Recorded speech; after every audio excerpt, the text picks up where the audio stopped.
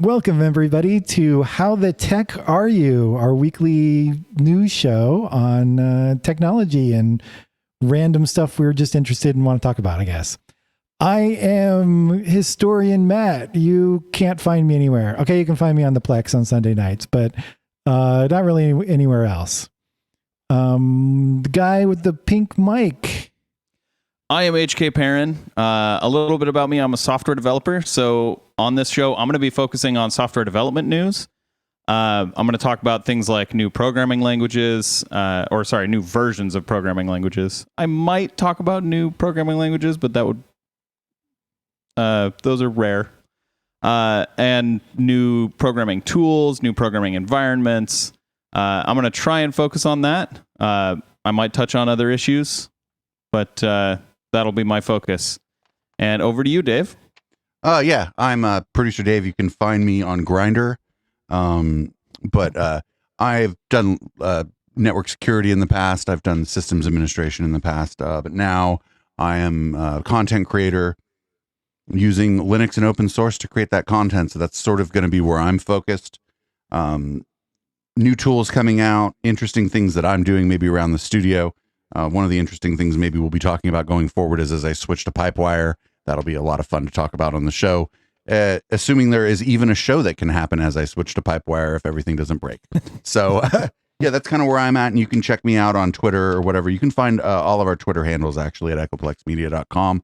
Go to the contact page and everybody who has Twitter is on there. And check out our other shows. You will be amazed and horrified.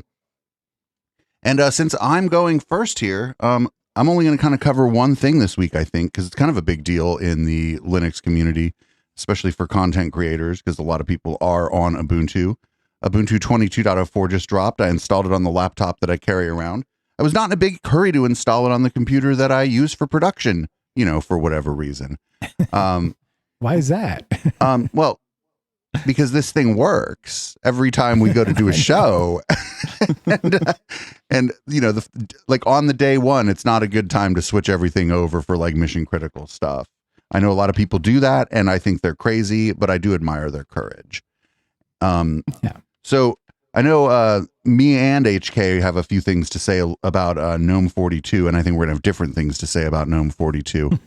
I just thought it looked great. I thought it like the way it looked versus I think we were on GNOME like 3.3 or 3.4 on the last Ubuntu LTS. Like just the way that it looked. Like first of all, they had this weird theming going on before. I don't know if it was Ubuntu specific, where there was like a standard theme, which was like a mix of dark and light, and then like a light theme and a dark theme.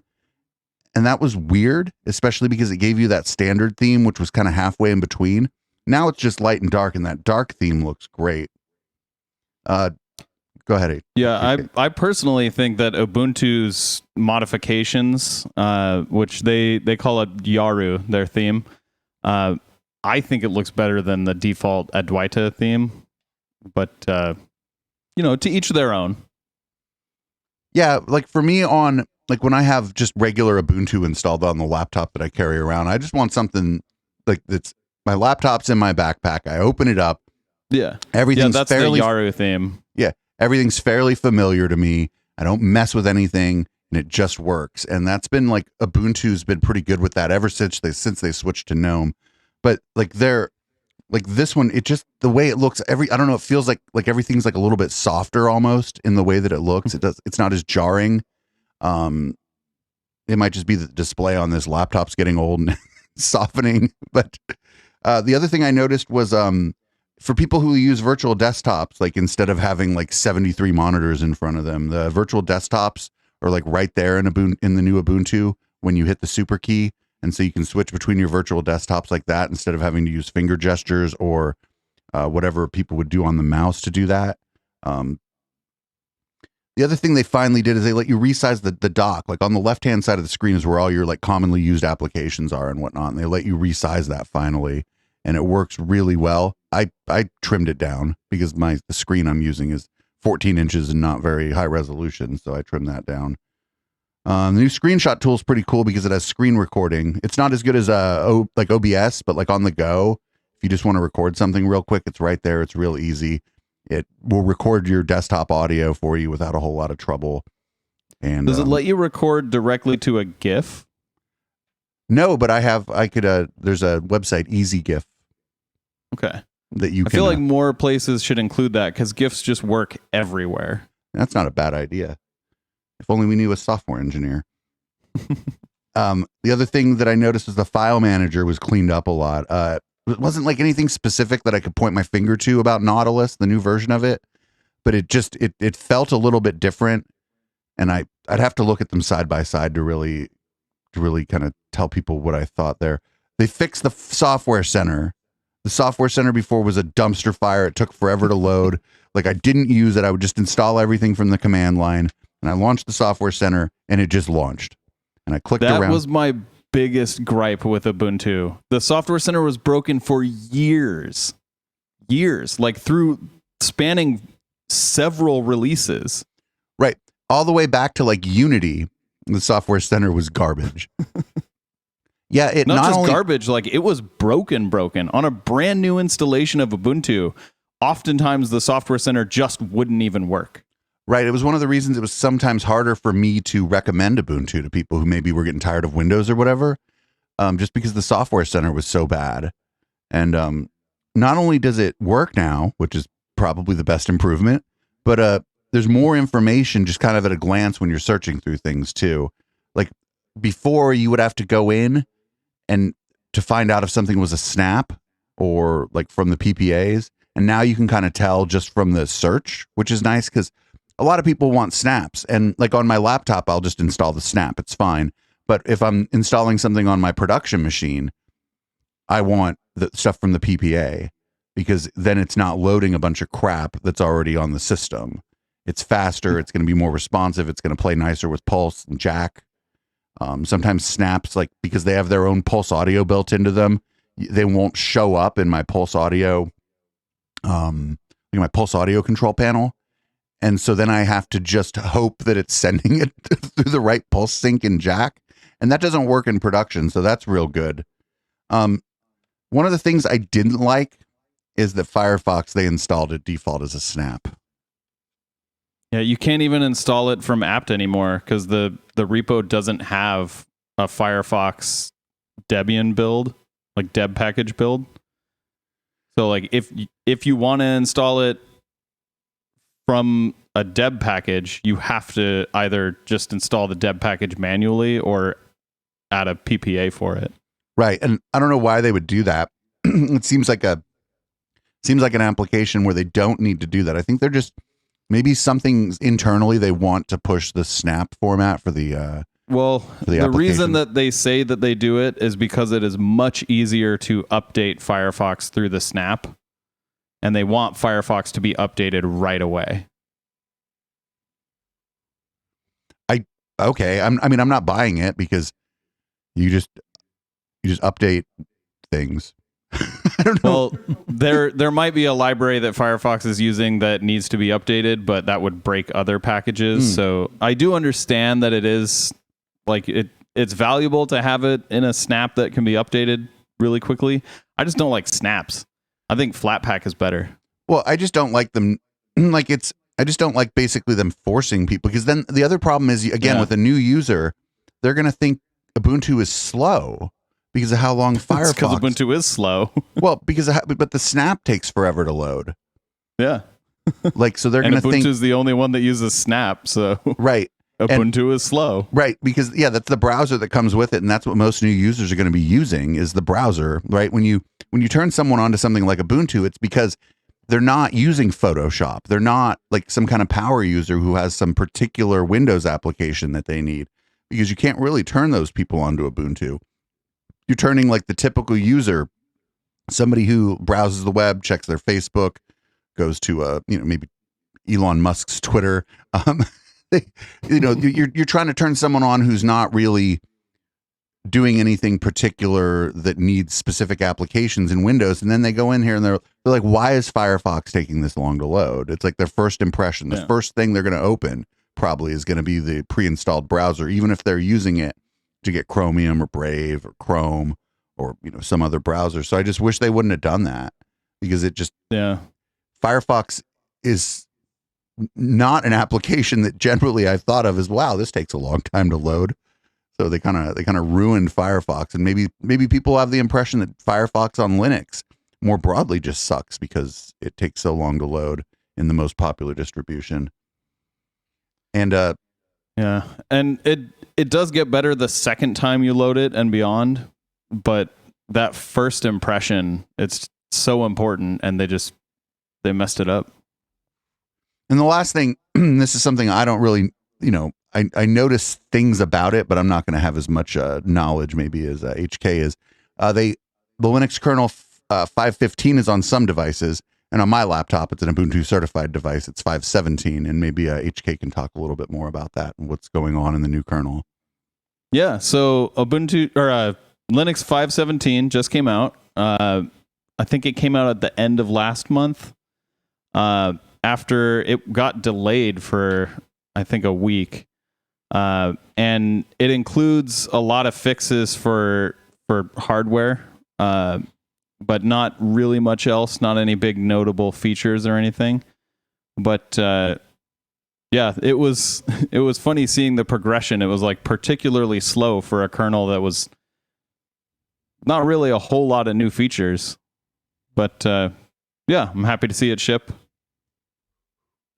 Yeah, and the LTS is usually pretty far behind on the kernel, so I think it's good that people at Canonical kind of tried to do everything they could to make sure that for at least for certain certified devices that it was as current as possible when the LTS comes out, because that version now, it's the kernel and everything is just going to lag behind like the rest of the ecosystem, which is the point of the LTS. Don't get me wrong, I understand why they do it. LTS doesn't change. Right. Like some security, sure, but some applications like userland applications will update. Obviously, like your browser, if a new version of Kdenlive comes out, you'll get it. But yeah, a lot of the core components are just going to stay the same. You're not going to get a kernel until like the dot release. The 22.04.1 is probably the next time you're going to see a kernel, if you see it there. You'll see like security updates for it. Yeah. But yeah, it's funny you should mention that like Ubuntu kind of lags behind. They lag behind on GNOME as well. Like you were saying, the last version of GNOME wasn't GNOME 41 or even I think GNOME 40. It was like GNOME 3.36 or something. It was a particularly old version of GNOME. And the funny thing is now that Ubuntu just came out with GNOME 42, I'm running Manjaro, and it's still got GNOME 41. So this is the first time that I can remember, at least since switching to Manjaro, that I've had an older version of GNOME running than the current version on Ubuntu. Well, that'll be the case for a very short amount of time. Yep. So just real quick, they also released all the other flavors. There's you saw it when last time you were here in the studio, HK. There's a big touch screen that we have Kubuntu on. I updated to Ubuntu 22.04, but I can't even tell you my first impression of it because I just updated to it and haven't used it for anything. But I imagine that machine will continue to allow you to view the chat. So, and Ubuntu Studio updated to 22.04. And the big deal there is that they switched to Plasma from XFCE for the desktop. And that's cool. And I will install this eventually on the production machines here in the studio. But I won't do it now because I'm going to wait. I'm going to wait a while. I think I just got to 20.04 on the production machines here 6 months ago because I knew that 22.04 was coming out soon and things were really going to start to lag behind. Plus, I have to then basically mirror the same install on the Media Wenches system. And so it's like a whole thing. The other problem with doing that is we use the tools from KX Studio, which I fucking cannot say enough about. I'm also not supposed to swear on this show, but that's okay. I can't say enough about the KX Studio tools, and they've basically said over and over again, if you are running KX Studio, please don't expect all of our whole software suite to just install day one when the new LTS of Ubuntu comes out, because it will not. They're a very small team, and I appreciate all the work they do, and so I listen to them. And I guess that's it for me on Ubuntu 22.04. And I guess that's it for my segment. I was going to mention Fedora, but I'm not a Fedora user, and I feel like I've taken up plenty of time. So,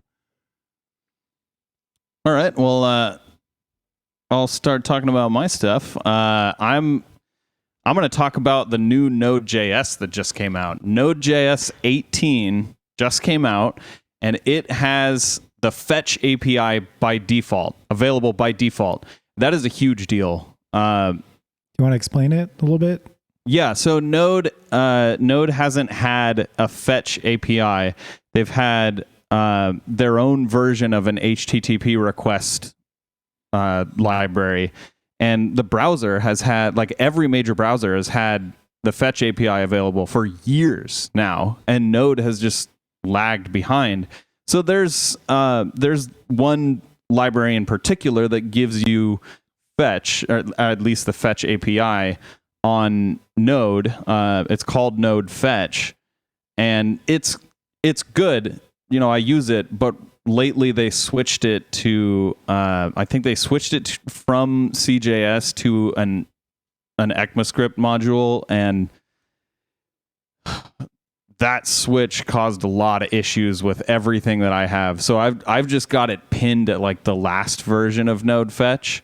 So it's been a pain using Node without fetch. So I'm really excited to see this coming out.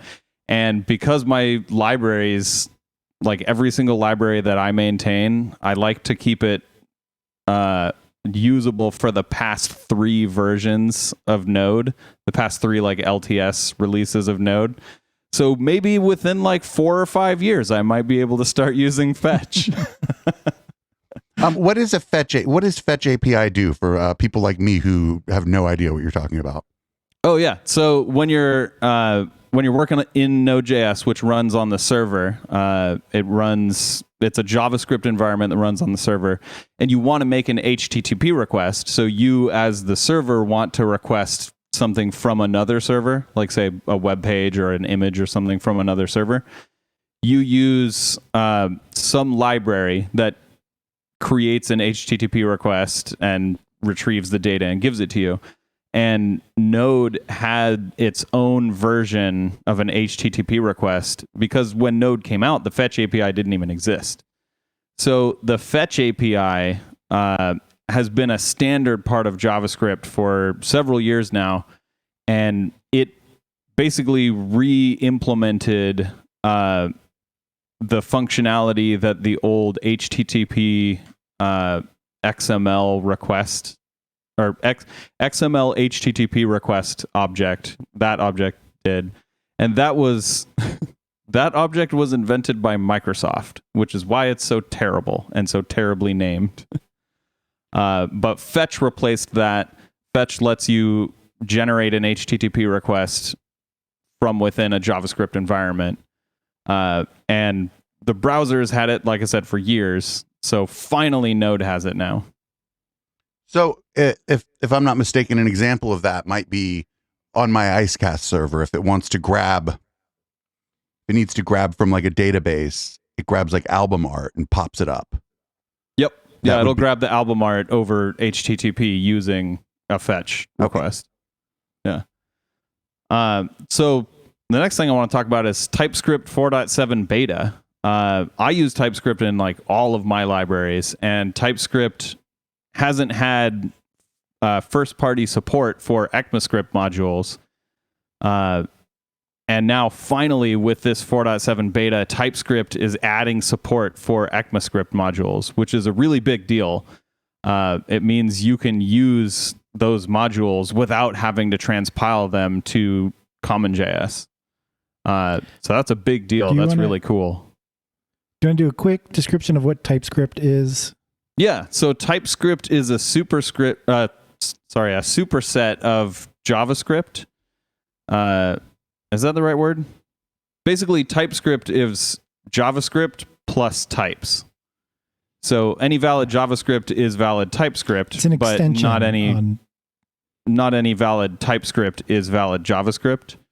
TypeScript you can add strict typing, so that basically if you try and call something like a function and pass it an argument and the argument is the wrong type, TypeScript will yell at you and say, hey, you're passing in a number here and it's expecting a string, things like that. Obviously, there's a lot more detail when you dig into it, but TypeScript came from Microsoft, and Flow, a competing typed version of JavaScript, came from Facebook. And I think at this point, TypeScript won. Basically, everyone uses TypeScript now. If you're a JavaScript library maintainer and you don't offer types, people will yell at you. And real quick, what is ECMAScript? ECMAScript is the standard that defines JavaScript. ECMA, or the ECMA, is the standards organization that has control over JavaScript. And ECMAScript is like the formal name of JavaScript. So you can use them interchangeably. But ECMAScript version 6, which is JavaScript version 6, defined this new type of way to get JavaScript from, like, to get code from another file, called ECMAScript modules. And those modules, a lot of people have switched to them now. There's still a whole lot of common JS modules. Those were like the modules that Node invented. But nowadays, new libraries are switching to ECMAScript modules, or new libraries are implemented in ECMAScript, and old libraries are being transitioned. So TypeScript adding ECMAScript module support is a big deal. Next, I want to talk about IntelliJ IDEA 2022.1. In case you don't know what IntelliJ IDEA is, it is an IDE for writing Java. And IntelliJ IDEA, I used it a little bit at LinkedIn. I haven't used it a whole lot, but it's a really nice IDE. It's got some really nice features. And this version introduced a dependency analyzer that will help you manage all of your Maven and Gradle dependencies. Those are two build managers. I don't know what you call them. Basically, they're in charge of building Java into an actual program. So those all the dependencies for those two build managers you can now manage through IntelliJ IDEA. Another thing they added was a notifications tool window. So you can now actually like go back and see old notifications, which is always nice.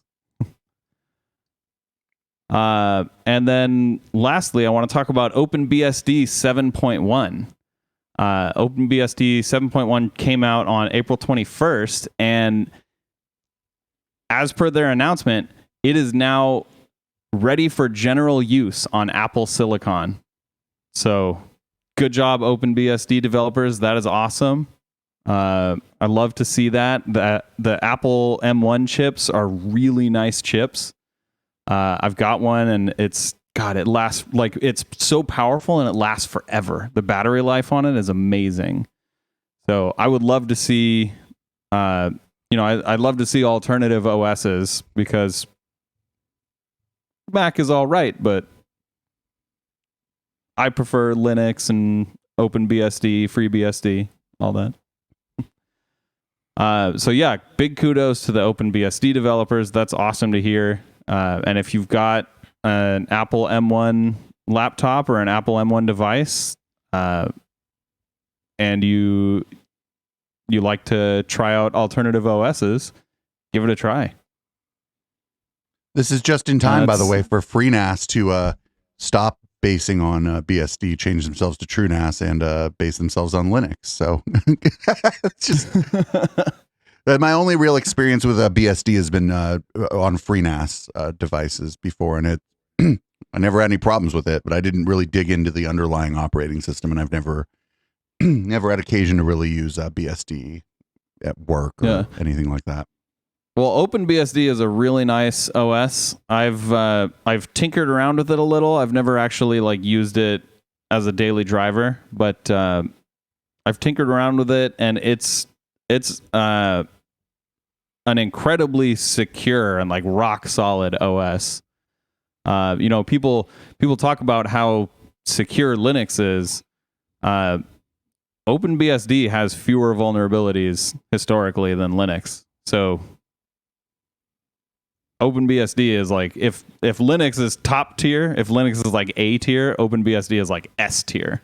And that's for a combination of reasons. One, I understand they have something that they call jails, which is a little bit similar to Docker, sort of, but not really. And a lot of applications run in there, but also the attack surface is just smaller and fewer bad guys or whatever are out there trying to write malware that will infect the BSD machines. So that is true. So it's a combination of, probably good engineering, but also just like the small attack surface means that less people are trying to go after it, whereas Windows has the biggest attack surface.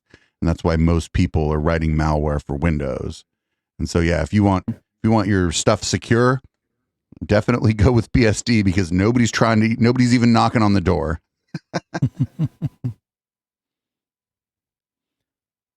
All right. So move on to my section. Yep. That was it for me. So go ahead, Matt. All right. So I guess I didn't really announce what I go over and what my section is about. I think generally, so I'm going to go over some crypto news.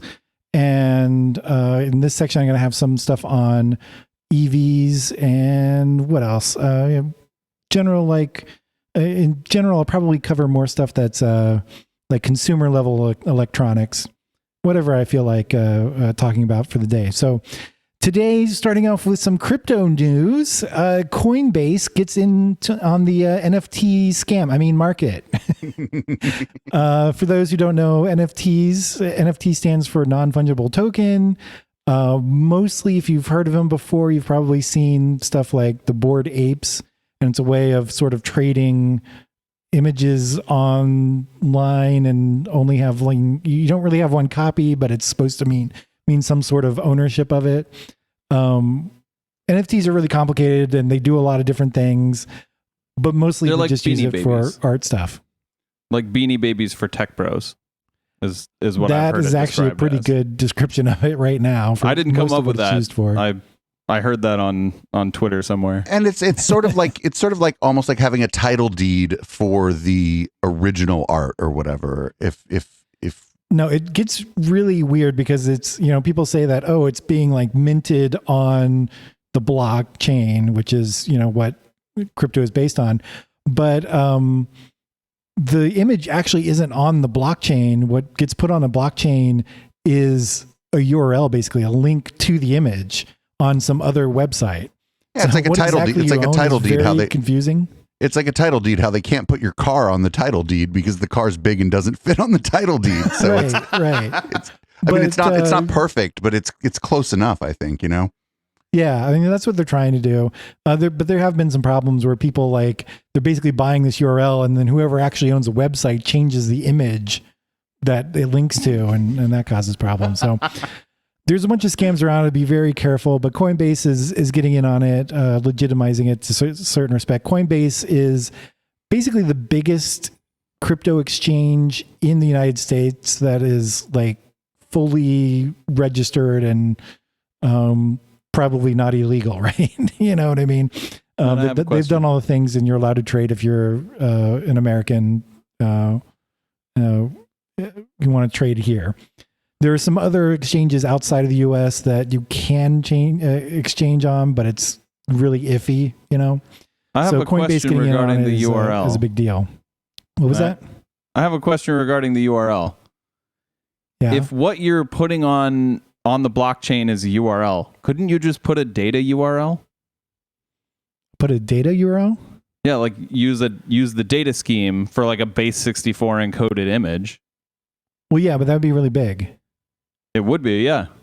That's the problem. They're trying to cut down. See, the blockchain can't, you can put a lot of data on it, but you have problems a block only contains so much data. So making a URL is supposed to reduce the amount of data that gets put on the blockchain, basically. There are actual It sounds like NFTs. it's just bad ideas all around. Yeah, it sounds like you know how like things are like half baked. It sounds like this is just dough that nobody ever put in the oven. Well, yeah, but I think it's kind of dumb because what they could have done is within the URL make that a hash of some sort of the image. So at least there's like some link very directly to the image, right? So if somebody changed it, they've really effed it up, right? I don't know what else to say. Yeah, and it would tell you like, oh, that's not the thing that you bought. Right, exactly. Yeah, you're also not buying like the copyrights to it. No, not unless whoever makes it explicitly says that in their NFT somewhere. Like, says a lot of them, it's basically a contract again, because that's how it kind of works. And I don't know like all the details of how they're put together, but you can actually say you have the rights to this image, you know, all copyrighted rights, but most of them don't do that. Or at least don't enforce it. Silly. I don't know. Yeah, so some quick things on that, on the Coinbase NFT market. It's based on Ethereum, so the Ethereum blockchain, which is one of the, you know, many, it's probably the biggest one that you can do NFTs and other kind of contracts on. OpenSea is another website. It's basically their biggest competitor that also runs on Ethereum. It currently has like 95% of the Ethereum NFT market. So that's that's like the big competition right there. Probably most of the NFTs you've seen have probably come from OpenSea. But if you're interested in using it, the website is nft.coinbase.com. So but also probably don't. Real quick, this is just kind of a funny thing. I changed my name on Twitter, the display name, to Gay Dave NFT Thief.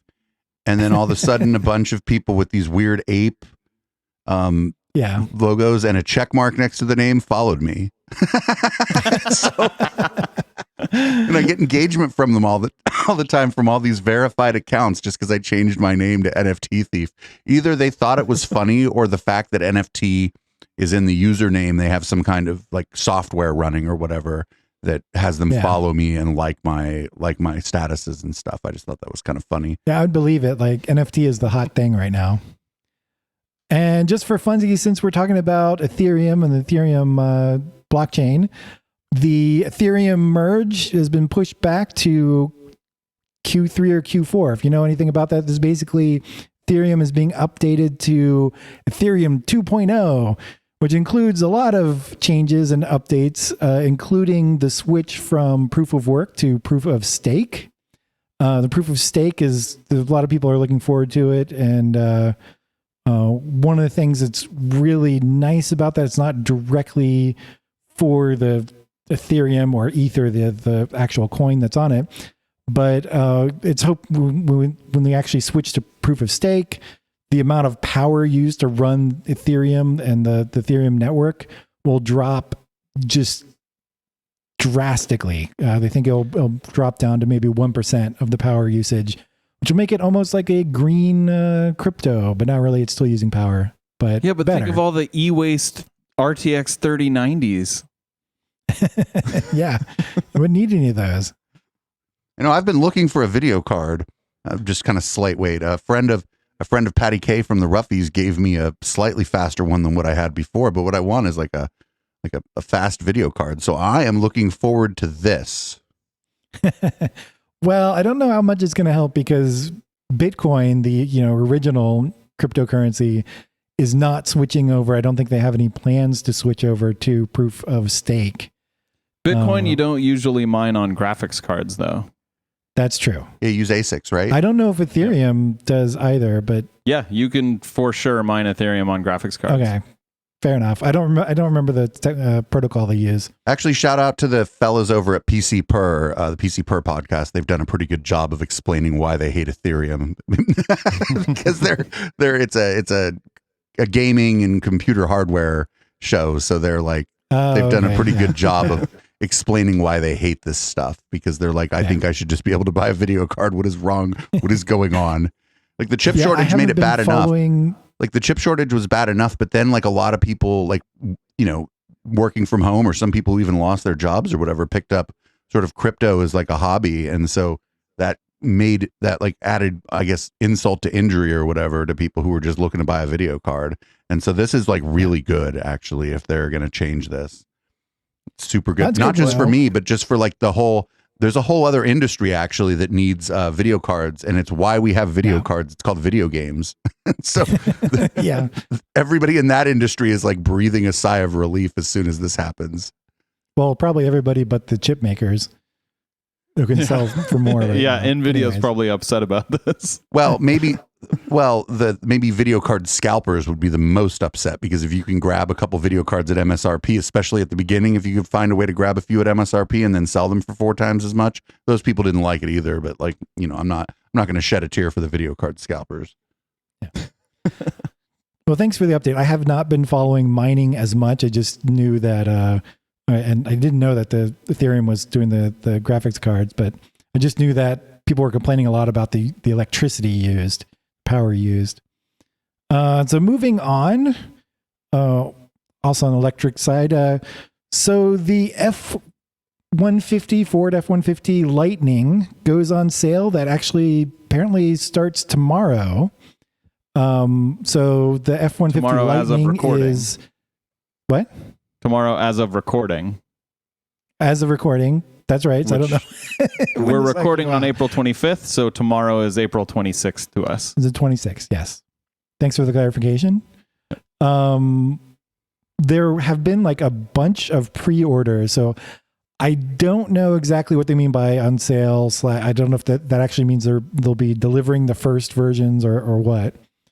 But the F-150, the Lightning, is very similar to the internal combustion engine F-150, the gas-powered one. However, they added some niceties like having power outlets so you can actually run off the big battery in the Lightning.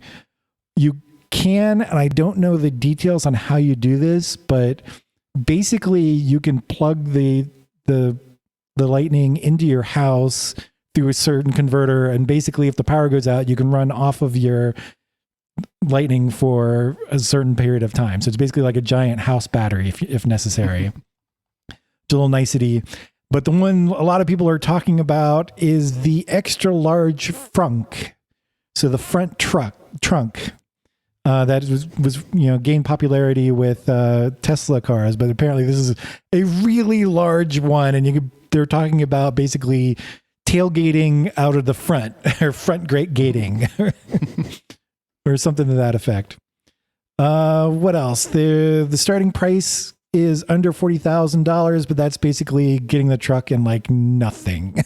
Like I don't think you can even get it. That's like they claim starting price, but you wouldn't get anything with it for that. It sounds like the average price will be around like $70,000.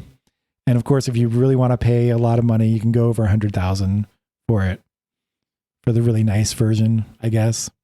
There's a lot of other competitors for the Lightning out already. So Rivian's R1T is already out. I think it started delivery. You've been able to reserve them for a long time. There's a whole issue around that, but they start around $80,000 and go up. I think though their starting is a little bit better. Like you could actually probably use that version of the truck, right? There's also a Hummer EV that is out, which basically competes with it, with the Lightning. Of course, that starts at $112,000. And apparently it's so big and obnoxious, even though it's an EV, it still, destroys the environment somehow. I mean, it wouldn't be a Hummer if it didn't. Right, exactly. The buyers missed it, so they added in something to produce CO2. Yeah, no, they're just, I think the complaints are, even though it runs on EV and you can, charge it up, it's so big, it just uses so many resources to build it initially that it just cancels out everything you save from driving it around on electricity. I don't know how true that is, but it is a complaint about it. Let's see. Chevrolet has their Silverado EV. It is not out yet. Should be coming out next spring, so we'll keep an eye on that. And finally, what everybody has talked about, for the past few years is the Cybertruck, which may come out in 2023, maybe keeps getting pushed back. I have opinions about the Cybertruck. I do too. Yeah, I remember. I'm sure you do. You remember the indestructible window incident?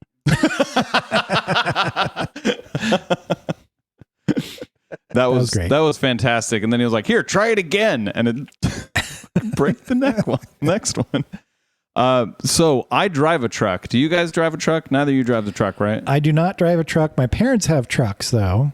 Okay. I think they have an F-150. I don't think both of them. They have two trucks, one each.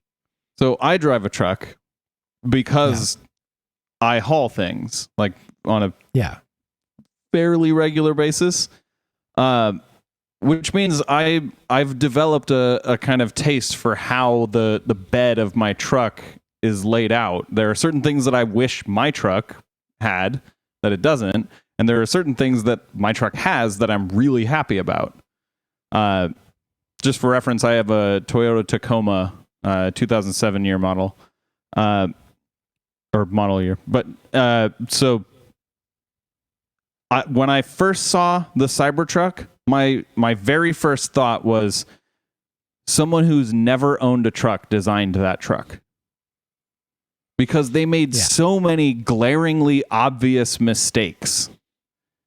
Things that I've seen in other trucks, like the Chevy Avalanche had the exact same, like one of the exact same problems where you have this beam running down from the top of the cab to the middle of the bed. And basically what that does is it cuts off a large portion of your bed that you would be able to put things that extend above the edge of your bed. Now you can't put anything there. Yeah. So like they're just introducing some like really rookie mistakes on their very first truck. So I'm not a fan of the Cybertruck. But I mean, I'm guessing that the Cybertruck is more like a status symbol, or that's what it's going to be versus like somebody's work truck. Yeah, it's a truck that you own if you don't actually care about owning a truck. I'm sure there's some stuff that you could do with it that, would be useful and would work with that truck. I don't think it would work better than other trucks, but you might be able to tow a second Cybertruck. You might be able to tow a truck with like a normal bed and put the stuff in the truck that you're towing. Tow HK's truck behind it and have room, and then put your payload in that. And then when your Cybertruck runs out of battery, you could start up the other truck and tow the Cybertruck instead. It's like infinite range. So I think that was like one of the things people really liked about the F-150 Lightning coming out and its design, because it's basically the F-150. Oh yeah, but electric. Like they didn't change much of anything. They didn't change the style. There's some like minor things. Lights are a little bit different. I didn't talk about them, but for the most part, it is the F-150. It's what I would want out of an electric truck. Yeah. And like Rivian's truck is also just looks like mostly like a normal truck. Some people complain about how the front part looks like they call it the pig nose, because the way the lights are, it looks kind of like a pig nose. But I mean, it will work as a truck, they have some other like funky stuff, but it looks like something designed by somebody who has a truck, right? Well, one of the things it would be perfect if you were like, say like a farmer or something, and you just used your truck around your farm, and then like once in a while to go into town. It would be perfect for that, because you don't need the extra long range. Yeah. And like one of the things that people don't like about a truck is that you have to buy lock boxes or whatever if you want like locked storage, and this comes with, we'll say it has junk in the frunk. And no, that's huge for people, like for people who want to also use it as a car. Yeah, you huge. Keep tools in there, or anything. You keep anything in there and you can lock it. So it's like a huge deal for people. Yeah. So apparently the frunk on the F-150 Lightning, they say it's big enough to hold 2 golf bags. But they've also they put a drain in it apparently, so you can put your cooler and stuff in there. And if any water gets out, you can basically drain it out. Is the idea. So they're definitely aiming for tailgating, but it's the front, so front gating kind of thing. And I'm interested to see what Chevy does, because these are the 2 companies that have been building trucks. And so I figure the Chevy one's probably going to be more in line with what people expect a truck to do as well, like the Ford one. Right. If you're wondering why everybody's interested in making EV trucks, apparently the best-selling vehicle in the United States is F-Series, F-150 and the other F-Series trucks. Second best is basically, I think, the Silverado trucks from Chevy. And the third best-selling is another truck. So that's why everybody's trying to get into the trucks. Tacomas are fantastic trucks. Yeah. I don't think Tacoma is on that list. But yeah, I've heard really good things about them. How dare that list not include Tacoma? The data should match up with my reality, not real reality. Yeah, obviously. So that's all I got about the F-150. So finally, this is kind of a personal pet peeve. I just fuck stuff up. Hold on. There is a company called Arcimoto has released what they basically made this electric trike. So if you've been following bicycles and stuff, you've probably seen stuff about trikes. They've become particularly popular, and especially making electric bikes and trikes are popular to get around having to run a gas car all the time. And with gas prices so high, it's an alternative for shorter trips and stuff. So Arcimoto has designed this trike that they've made, and I think it's absolutely terrible. I want to complain about it for a minute. So this trike that they made, they seem to have completely ignored other trikes that have been around for a while, particularly the recumbent trikes that are really popular right now, and have electric versions that work great. But instead, they've made this upright trike. It does have the 2 wheels in the front, which is similar to a tadpole style recumbent trike. And if you haven't seen them, well, you've probably seen them if you've been around a lot of biking shows or something. I don't know, races or something that allow trikes and recumbents in them. They're very popular right now. They're particularly good. The tadpole style is particularly good for people who have balance issue and can't ride a regular bike anymore. So a lot of retirees are using them, and they're easy to add electric assist to them, and makes them a fun little thing.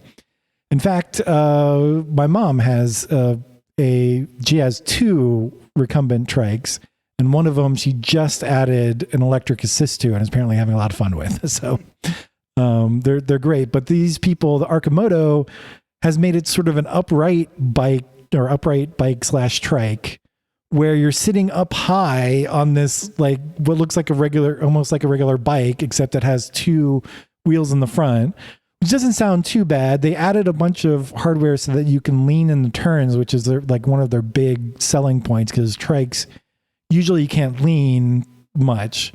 Of course, with the tadpole style trike, you're so low to the ground that you don't really need to that much. You do kind of to deal with it, but if you're probably not going very fast anyways. So it's kind of a overkill, and it may be why they made it upright like they did, but they did other stuff like there's no bicycle chain on this trike. They decided to just make a single shaft to connect the pedals to, and it doesn't even seem to be attached to the wheels. It seems to be attached to just a generator to charge up the battery, and then the battery runs the trike itself.